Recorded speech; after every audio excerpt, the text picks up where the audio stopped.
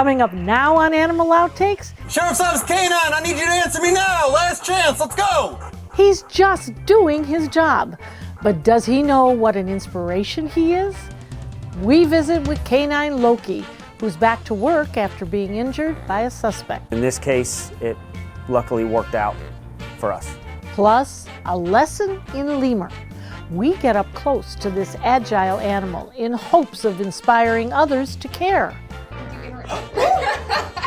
And the wisdom from these waste wizards is something to be commended. We follow along with a group of first graders who are working hard to make the future a better place for both animals and humans. It means me that the earth is really clean now. This and much more straight ahead on Animal Outtakes.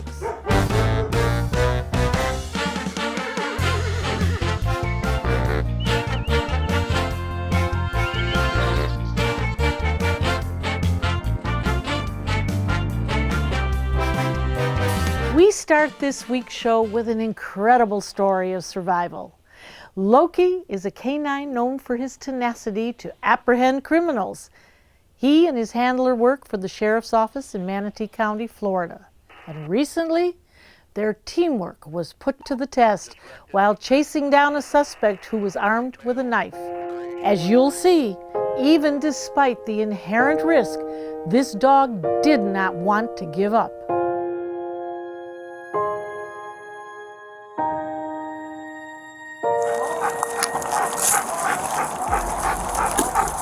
K-9 Loki is a Belgian Malinois. He's currently 8, his birthday's in April. On the smaller side, he's about 60 pounds, but very good dog. CJ! Christopher Darling! Sheriff's Office K-9, I need you to answer me now. Last chance, let's go. So we had a violent criminal in a stolen vehicle. He took us on a vehicle pursuit. He's going off-road just north of 38th. He's going off-road just north of 38th. Lasted a pretty good while. He ended up getting out of the vehicle and running into a house that was not his. Just wrecked into the fence. White male, gray shorts, gray shirt, running eastbound. He broke into that house, basically barricaded himself inside the house, and ultimately Deputy Wolfinger and K-9 Loki, along with some other deputies, went in to go make the arrest. Experience plays a big part in it. We need certain information to affect that arrest. We had what we needed. Deputy Wolfinger and K-9 Loki felt that if anybody was going to go in there, that they were the best chance to go in there. They've been together for a long time. This is Deputy Wolfinger's second dog that he's worked, so he's got a lot of experience in dealing with situations like this. Some dogs, I don't want to say law enforcement dogs, they typically don't have fear. That's why we select them. But there are some dogs that are even more special and they just have bravery above others. I would say Loki's one of those. Unfortunately, he was injured. The particular person that was going to jail, I think Loki scared him and it caused an injury there. Did not scare Loki at all. He never stopped. He kept trying to go. It was up to Deputy Wolfinger at that point to make sure that there was no further injury to the dog. Here. We definitely get concerned, and it's hard for us to say that we get angry. It's definitely something we don't want to happen. It definitely bothers us, and we wish it would go different ways. He had some cuts to his face and nose and throat, but in this case, it luckily worked out for us. He's doing great. He's back to work. He was off for about 2 weeks. He was ready to come back in about 4 days, but we kept him out a little longer. He's back now working the streets. He just did a demo for us last night. He's already caught a couple more criminals in his time back, so he's doing great. That is one thing as a supervisor of the K-9 unit I keep tabs on. If a dog's involved in an incident that maybe could affect him in the future, we always try to recreate the scenario to see if it's bothered the dog in any way. We don't want to have a dog hurt from being scared or anything like that. I can tell you, K-9 Loki's done this a couple times where he's been in scenarios where I've had to recreate, and never once has he showed anything other than he wants to get back to work. He's got a great personality. He's very social, but when it comes to work, he's very serious and he's very good at what he does. He was born overseas, then imported through Miami, where we selected him to come to the Manatee County Sheriff's Office. We look for everything that Loki has. We look for bravery, we look for ability, and just loyalty. Typically when they put their vest on and they go for a ride in our police cars, they understand that it's work time. We have 10 K-9 deputies at the Sheriff's Office. All 10 of them do what we call apprehension. So if you're a criminal and you take off running, they'll go find you. K-9 Loki is one of our senior K-9 deputies. He's caught 300 criminals and counting, so he's doing very well. When we select a dog to be a police K-9, we start first with a bonding phase where we get to know them a little bit. Then we go on to a food-based training system where it's all positive reinforcement, and we teach them some of the basic obedience, just how to listen, some certain commands. And then from there we move to a toy reward system, and the training gets a lot more intense, and that's when they start getting into their apprehensions and things like that. It goes without saying that dogs are faster than us. Dogs have a better sense of smell, better sense of hearing. We use some of those traits to help us.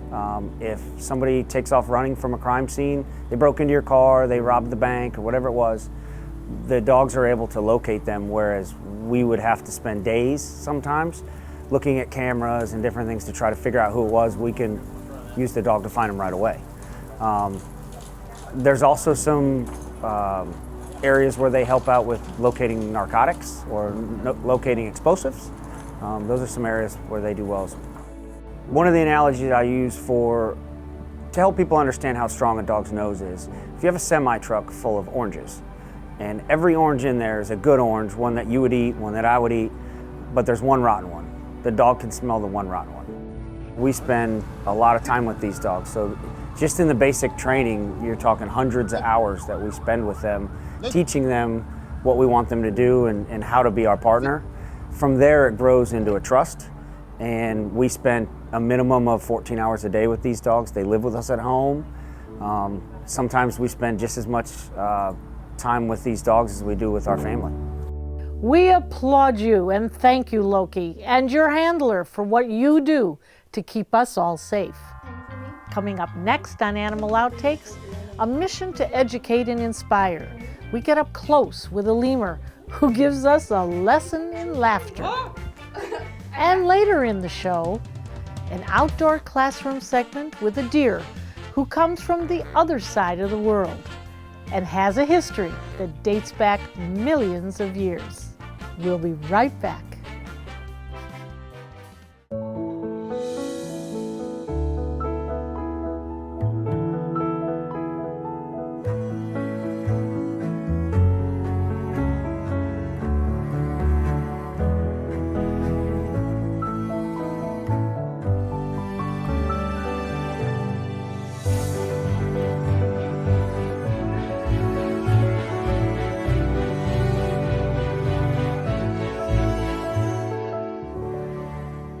Did you know moat scientists are exploring caves and sinkholes 400 feet below the surface of the ocean, searching for ways to protect our environment? The more you know about everything Moat's doing to help our oceans, the more you'll understand why Moat matters.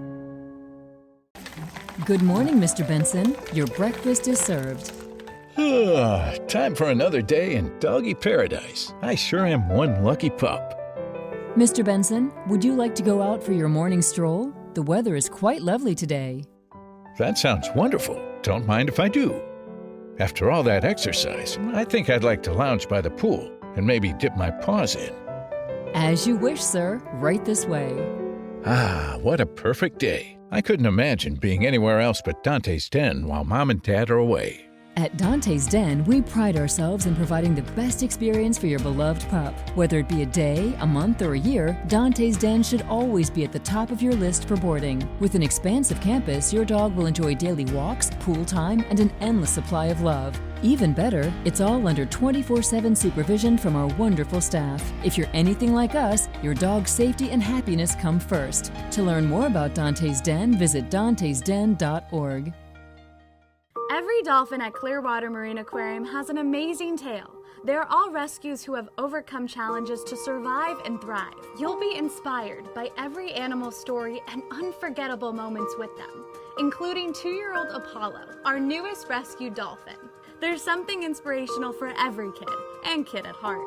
Your visit directly supports the animal care and rescue efforts at Clearwater Marine Aquarium, celebrating 50 years of amazing tales.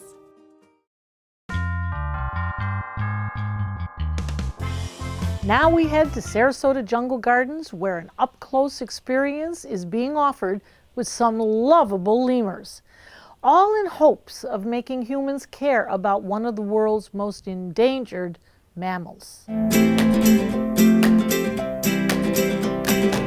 Brittany, you have a shoulder buddy. I do. And this is a lemur, of course, and we're all mesmerized by those magnificent eyes. Yes, those golden orbs. Tell us about the breed of a lemur. So this is a black and white ruffed lemur. They are the second largest lemur in the entire world. And they move a lot. So this is Peter Pan. We have 3 black and white ruffed lemurs that live here. We have Peter Pan, Tinkerbell, and Wendy. So this is Peter Pan. And they are super gentle and interactive. We do Petra. Now Peter Pan, who loves to just jump from shoulder to shoulder, he is not a lightweight. I mean, I've got some weight on my shoulders here. How much does he weigh? So they weigh probably about the size of a cat is what I would say, is about what they weigh. Isn't he gorgeous? So he's black and white, but there are other colors of lemurs, correct? Yes. Oh, yes. There is over 100 different species of lemur in the world. So they're only found on the island of Madagascar. They evolved there millions of years ago, and so they're what is called an old world primate. And so they are very, very special. There are lots of people think that they are monkeys, but they are not monkeys. They're a special kind of primate called a prosimian. And so that makes them very special. Just like we are primates, but we're not monkeys, same thing with them. Would you say that they are getting limited as far as their habitat and then as far as the breed? Absolutely. So Madagascar suffers from damage from loss of habitat and things like that. It's a very poor country. And so these guys, the black and whites as well as the ringtails that we have here at Jungle Gardens, they are critically endangered. So there are not many of them left. We've actually lost about 80% of our lemurs just in the last 30 years. There is that danger of losing them, but we're doing a lot of work on that. There was recently an anniversary in Madagascar where they planted millions of trees. So they are working on that. You know, hopefully we'll be able to save them like we do with our alligators here in Florida. So you would say the loss of habitat is the greatest enemy of these? Absolutely. So there's a really interesting thing about them where the word lemur actually means restless spirits of the dead. So they actually believe in Madagascar that they are inhabited by their ancient ancestors or their restless spirits of the dead. So some people there do actively hunt them because they are scared of them. So that is one issue. They are hunted to a certain degree, but the biggest problem is that they have a loss of habitat. Or they don't like Auntie Teresa. Yeah, they're going to get her. Yeah, and what's crazy is there might actually be more of, say, the ringtails here in Florida in captivity than there are in their natural habitat in Madagascar. Now that brings up a very good point. As a private citizen, you can own a lemur, correct? You can. In Florida, you can. And that is absolutely crazy because I like to say they are like toddlers that can climb. And they even have a very specialized stomach that is designed so that they can, like I'm feeding him cantaloupe here that he really loves. And so they have a very specialized stomach that is designed so that they can eat a lot of fruit. They're what's called a frugivore. So they can eat mostly fruit, and they have a really, really fast metabolism designed for that. And so they poop a lot as a result of that. And so they are a toddler that climbs and can go up curtains and everything and poops about every 10 minutes. So That's why he's got a diaper That is why on him. exactly why he has a diaper. We figure we're pretty used to getting pooped on at this point, but other people might not like it so much. So, but yeah, so that is why I would definitely not ever recommend owning a lemur as a pet. And they take a lot of training, a lot of attention. Just like any child or any very intelligent primate would. Then how do you start to train them? Or do you train them? Oh, absolutely. So I can show you a few things that he'll do. He does some different things. What we try to do is we try to capture their natural behaviors, just because, we try to show off different things that they might do. So I'll see if he'll hang for me. You do for cantaloupe, maybe? You do for cantaloupe? Will you hang? Show them hang. It's really cool. And that's leap. So he knows leap. That's a natural behavior. Oh, there we go. So this is called suspensory feeding, or what they would do when they would suspensory feed. So they hang from branches because they live up in the treetops, that kind of thing. There we go. The leap. He's got that one down pat, Yep. let me tell you.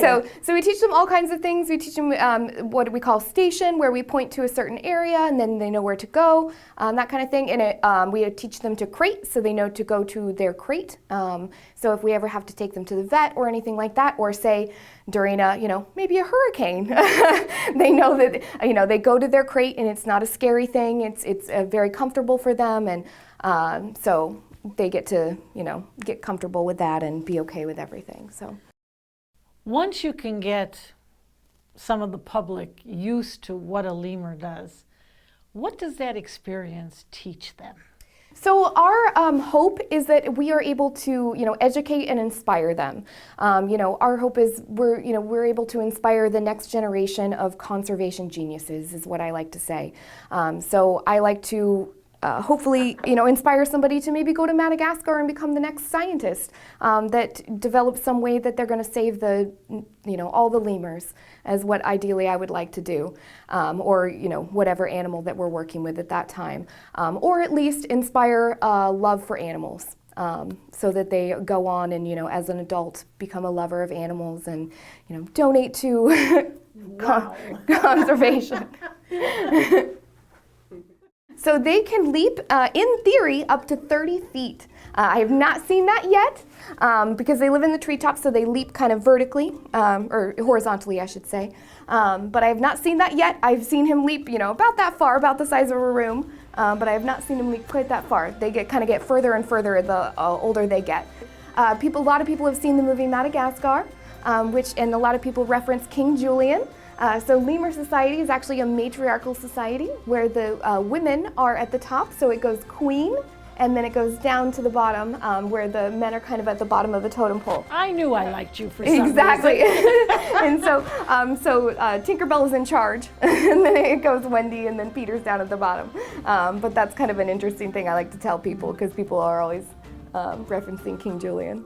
If you'd like to see one of these animals up close and learn how to help protect them in the wild, you can go to SarasotaJungleGardens.com. Coming up next on Animal Outtakes, learn about this sweet species of deer.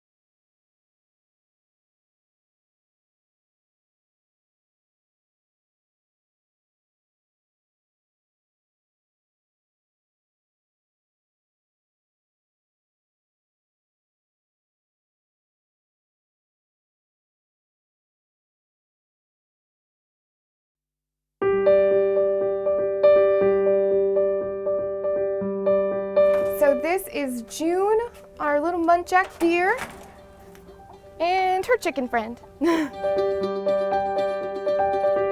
So they are one of the smallest species of deer from Asia. She is a little over 5 years old.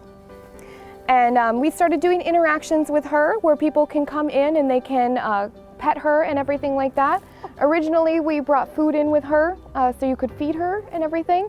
And she decided that she wanted pets so much she refused the food. So she literally will just sit here and get pets for the entire time. And if you stop petting her, she will put her head down like that and ask for more pets. So she's just an angel. She is an herbivore, so she eats, she gets a specialized diet here called wild herbivore that's made for these animals specifically for zoos. So she gets that as a base diet, and then she also gets fresh vegetables every day. And then every once in a while we'll give her a little bit of fruit as a treat, but we're very careful with that. It just is a specialized diet. So they're from Asia. They actually are invasive in Europe though. So they're in Europe and they don't like them there because they graze and they will, proliferate over there. She's pretty active. She just she'll run around and, I mean, even during the hurricane, she really does love her little chicken friend that we have here. So during the hurricane, we actually put them together, their crates facing each other, so that they could be facing together, and they seemed to take comfort from that, which was really great. She kind of runs around. We always give her enrichment every day, which is basically, we have her food and then we put it in something, so she has to work for it. So our philosophy here is that if an animal, we study each different kind of animal, and so say if an animal we know spends 25% of their time or 50% of their time in the wild searching for their food, foraging for their food, we try to mimic that here in captivity. And so that's something that is hard to do in a zoological facility, but it's best to try to mimic that for the health of the animal.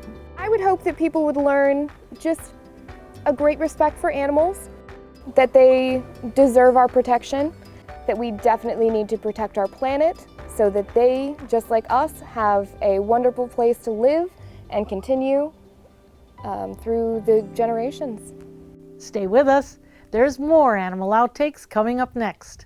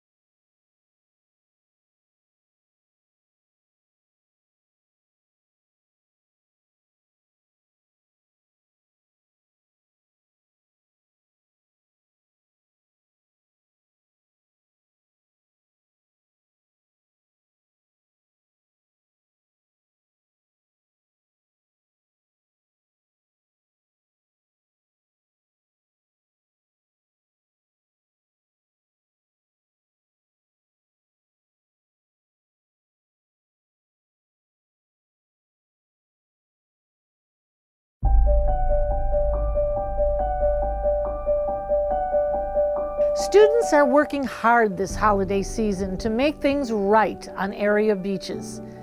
First graders from Braden River Elementary School were back at it during their holiday break. They call themselves the Waste Wizards, but they don't need magic to make things better for our environment, just some gloves, garbage bags, and a desire to make a difference. We're cleaning the beach because to save our environment. It helps the earth. We are out here today picking up trash in support of our project-based learning unit, Waste Wizards, where we're teaching our students how to reduce their waste and how they can help the environment. Hand bottles, maybe t-shirts, and plastic. I think people will be shocked. I'm out here cleaning up trash. What are you finding? Trash. Plastic and food wrappers and juice boxes. We have to pick it up and put it in the garbage. This project is really important because as humans, we generate over 2 trillion pounds of waste every year. And a lot of that waste ends up on our beaches and in our oceans. So we really want our students to understand that it's important to pick up the trash that you see out here and also to throw away their own trash in appropriate containers. It feels sad because it makes the earth not clean. We like birds and alligators, and if they fly in the water and there's trash near them, they will the trash will get on them, and then it's too long. If no one saves them, they will die. Coming out here and doing this project and helping our community and helping our earth really does make an impact in these students' lives. They're able to come together as a community and as a school community, also as a home community, and they're able to make those memories and make those impacts so that later on in life they can take this with them and really day to day pick up any trash they see and put it where it needs to go. Once the bags are all collected, we will take it to the appropriate place to sort the trash because we do have various items we pick up out here. We pick up plastic, we pick up paper, and obviously some of those things need to be recycled and sent to the appropriate places. So we teach students how to sort the garbage as well and how to make the garbage go where it needs to go. I picked up a lot of garbage. It made me feel happy. It means me that the earth is really clean now. How does that make you feel? Really, really happy. Animal Outtakes is produced by Dante's Den Foundation, a nonprofit group dedicated to creating the best life for dogs. If you would like to learn more about Dante's Den, donate, or volunteer, visit our website, dantesden.org. We hope you had fun and learned a thing or two along the way. We'll be back here again next week with even more animals and some wild adventures. Until then, thanks for watching.